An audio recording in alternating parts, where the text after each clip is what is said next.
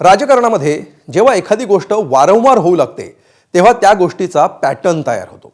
हेच पॅटर्न भविष्यातील राजकीय घटनांचा अंदाज येण्यासाठी पुरेसे असतात।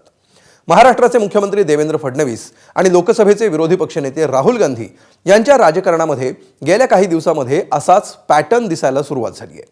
2024च्या लोकसभा निवडणुकांनंतर राहुल गांधींनी महाराष्ट्रातलं लक्ष वाढवलंय, तर फडणवीसांनी राहुल गांधींवरचे शाब्दिक हल्ले देखील तीव्र केले। त्यातच फडणवीसांना एक नवी जबाबदारी मिळणार असल्याची शक्यता निर्माण झाली आहे। नेमकं काय घडतंय याचा आढावा घेणारा हा स्पेशल रिपोर्ट। देवेंद्र फडणवीस यांना दिल्लीत येण्यासंदर्भात ज्या हालचाली सुरू आहेत, आपापली माणसं योग्य ठिकाणी बसवून देवेंद्र फडणवीस दिल्लीकडे रवाना होतील असं मला वाटतंय। श्री राहुल गांधी यांनी जो चोरेपणा केला कुठल्याही परिस्थितीत अशोभनीय अशा प्रकारचा आहे।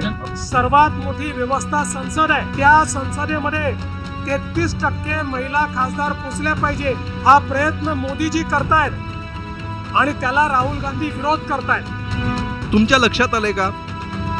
महाराष्ट्राचे मुख्यमंत्री देवेंद्र फडणवीस गेल्या काही दिवसात राहुल गांधींवर टीका करण्याची एकही संधी सोडत नाहीये।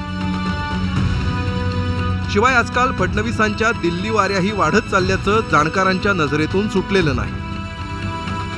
आणि या सगळ्या राजकीय प्रवासात आणखी एका शक्यतेनं महाराष्ट्राच्या आणि देशाच्या राजकीय वर्तुळाचं लक्ष वेधून घेतलंय।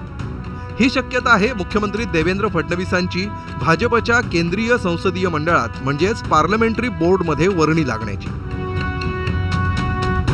ही शक्यता निर्माण होण्यामागे 3 कारणं कळीची ठरू शकतात। गेल्या 3 विधानसभा निवडणुकीत महाराष्ट्रात भाजपच्या 100 पेक्षा अधिक जागा निवडून येणं, केंद्रीय मंत्री नितीन गडकरींनंतर सध्या संसदीय मंडळात महाराष्ट्राचा एकही प्रतिनिधी नसणं आणि फडणवीसांच्या नावाला राष्ट्रीय स्वयंसेवक संघाचीही पसंती असणं। मुख्यमंत्री पदासोबतच फडणवीसांचं केंद्रात वजन वाढण्याच्या प्रक्रियेला पार्श्वभूमी आहे ती राहुल गांधी विरुद्ध देवेंद्र फडणवीस या नव्या संघर्षाची। राहुल गांधी हे नेहरू परिवाराच्या प्रदीर्घ राजकीय परंपरेचे नैसर्गिक वारसदार, तर फडणवीस संघाच्या तालमीत तयार झालेले सेल्फ मेड राजकारणी। राजकारणातल्या दोघांचा उदय वेगवेगळ्या स्वरूपातला असला तरी दोघांमध्ये बऱ्याच गोष्टी समान आहेत। दोघांचाही जन्म 1970चा, दोघांच्या वयात केवळ 33 दिवसांचं अंतर, दोघांचाही संसदीय राजकारणाचा अनुभव 1999 ते 2004 दरम्यान सुरू झाला। दोघंही त्यांच्या पक्षातले प्रमुख नेते आहेत। दोघांच्या राजकीय जीवनातला प्रदीर्घ काळ विरोधी बाकांवर आणि विरोधी पक्षनेत्याच्या भूमिकेत गेलाय। गेल्या काही दिवसात राहुल गांधींनी महाराष्ट्राकडे आपला मोर्चा वळवल्याचं दिसतंय। लोकसभा आणि विधानसभा निवडणुकीच्या दरम्यान महाराष्ट्रात बोगस मतदार घुसवल्याचा आरोप करत आणि विविध मतदारसंघातील उदाहरणं देऊन राहुल गांधी यांनी थेट भाजपवर हल्लाबोल केला होता। त्यानंतर नुकतंच पुण्यात झालेल्या छात्रों की गूंज या कार्यक्रमाच्या माध्यमातून राहुल गांधी यांनी पुन्हा एकदा महाराष्ट्रावर लक्ष केंद्रित केलंय। या पुढचा कार्यक्रम नागपुरात घेऊन ते थेट मुख्यमंत्री देवेंद्र फडणवीस यांना त्यांच्या बालेकिल्ल्यातच आव्हान देणार आहे। याच दरम्यान आदिवासी विद्यार्थ्यांच्या मुद्द्यावर मुख्यमंत्री फडणवीस यांना पत्र लिहून त्यांनी दोघांमधील राजकीय संघर्ष आधीच तीव्र केला आहे। जर आपण या आधीचे त्यांचे छात्रों की गूंजचे कार्यक्रम जर बघितले तर त्याच्यामध्ये साधारणपणे कुठल्या मुख्यमंत्र्यांना हेड ऑन केलं किंवा कुठल्या मुख्यमंत्र्यांना डायरेक्ट पत्र पाठवलं किंवा त्यांच्याविषयी काही उल्लेख केला असं दिसत नाही। आणि आत्ता जे काही काँग्रेस नेत्यांनी जे ट्विट केलं त्याच्यावरून त्यांची दुसरी सभा ही नागपूरला होण्याचा त्यांचा मानस आहे, छात्रों की गूंज। तर हे महाराष्ट्रामध्ये दुसऱ्यांदा ते घेतात आहे।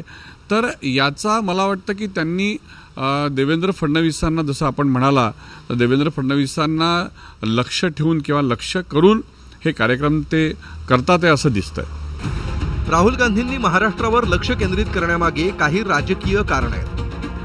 2024च्या लोकसभा निवडणुकीत महाविकास आघाडीला चांगलं यश मिळालं होतं। इथून भाजपचे खासदार कमी झाले आणि काँग्रेसचं संख्याबळ वाढलं। 2024च्या लोकसभा निवडणुकीत फक्त काँग्रेसची महाराष्ट्रातून लोकसभेतील संख्याच वाढली नाही, तर महाविकास आघाडीमधील काँग्रेसचे दोन्ही मित्रपक्ष म्हणजेच शरद पवार यांची राष्ट्रवादी काँग्रेस आणि उद्धव ठाकरे यांची शिवसेना पूर्वीच्या तुलनेत कमकुवत झाले आहेत। आणि त्यामुळेच राहुल गांधी यांना महाराष्ट्रातील राजकीय जमीन काँग्रेससाठी जास्त अनुकूल वाटत आहे आणि त्यामुळे फक्त मोठ्या सभा आणि रोड शो न करता राहुल गांधी लोकांशी थेट संवाद करण्यावर आणि पक्ष संघटनेला ग्रासरूटवर मोबिलाईज करण्यावर भर देत आहेत. त्यात आता देवेंद्र फडणवीसांना पक्षातील केंद्रीय जबाबदारीही मिळणार असल्याच्या शक्यतेमुळे विरोधकांना टोमणे मारण्याची आयती संधी मिळाली आहे. मला असं वाटतंय की देवेंद्र फडणवीस आवराआवर करतायत. इतक्या दिवसापासून हे विषय पेंडिंग आहेत. आता देवेंद्र फडणवीस यांना दिल्लीत येण्यासंदर्भात ज्या हालचाली सुरू आहेत त्याआधी हे सगळ्या विषयांचा निपटारा करून आपापली माणसं योग्य ठिकाणी बसवून देवेंद्र फडणवीस दिल्लीकडे रवाना होतील असं मला वाटतंय. मी सातत्यानं सांगतोय. पूर्वी राहुल गांधींना भाजपचे केंद्रीय नेते किंवा राष्ट्रीय प्रवक्ते उत्तर द्यायचे, मात्र आता कदाचित केंद्रीय नेतृत्वाच्या परवानगीनेच देवेंद्र फडणवीस राहुल गांधींना चोख प्रत्युत्तर देत आहे. म्हणजेच भाजपने राहुल गांधी यांच्या संदर्भात आपल्या रणनीतीमध्ये काहीसा बदल केलेला दिसतोय आणि या बदललेल्या रणनीतीमध्येच राष्ट्रीय राजकारणाचे काही भविष्यातील संकेत दडले आहेत का असा प्रश्न उभा राहतो आहे. बऱ्याच चर्चा मागच्या वर्षभरापासून सुरू आहे किंवा त्याच्या आधीपासून पण सुरू आहेत की देवेंद्र फडणवीस हे आता दिल्लीत जाणार.